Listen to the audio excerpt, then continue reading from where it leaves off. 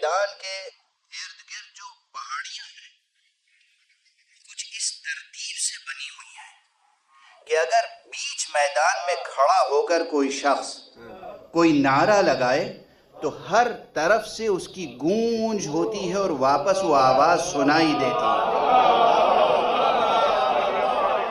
اس کے معنی ہے کہ جب پیغمبر نے کہا من کنت مولا فہذا علی مولا، تو مسلسل ہر طرف سے یہی آواز گونج رہی تھی، من کنت مولا فہذا علی مولا، من کنت مولا فہذا علی مولا، من کنت مولا فہذا علی مولا۔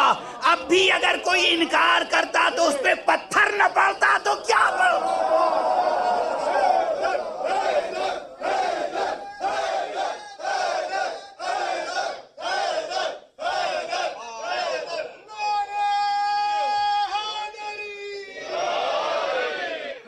تو یہ بات تیزی سے میں نے عرض کر دی۔ اور دوسری روایت جو ابھی میں نے پہلی بار خود پڑھی ہے، غدیر، غدیر قوم، واقع غدیر، یوم غدیر، بہت پڑھتا رہا، پڑھتا ہی رہتا ہوں، ایک ایک کتاب جہاں بھی کوئی تذکرہ مل جائے۔ ابھی میری نظر سے یہ گزری، غدیر کے معنی تو آپ سب جانتے ہوں گے۔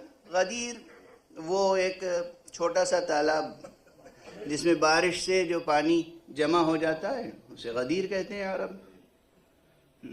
لیکن اس غدیر خم کی کیا خصوصیت ہے؟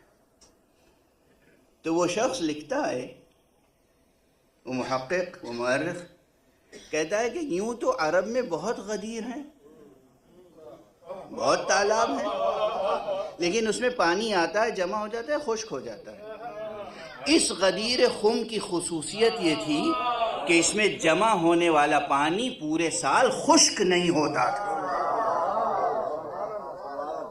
اس کے کیا معنی ہوئے؟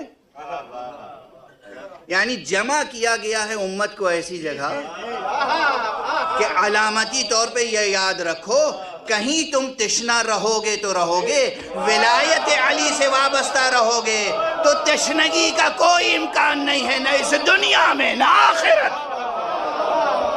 یہ ذکر انشاءاللہ آپ کے ذہنوں میں، آپ کے دلوں میں جاری و ساری رہے گا، اور اس فقیر کے لیے بھی دعا کیجیے گا، تمام امت کے لیے دعا کیجیے گا، تمام عالم انسانیت، تمام عالم بشریت کے لیے دعا کیجیے گا، تمام عالم ہستی کے لیے دعا کیجیے گا کہ پروردگار امن اور عافیت اور ایمان کے ساتھ ہم کو اس دنیا میں قائم رکھے، اور ایمان کے ساتھ اس دنیا سے ہمیں اٹھائے اور اپنی بارگاہ میں ان وسائل کے ساتھ بلائے کہ جو وسائل خود اس نے مقرر فرمائے ہیں۔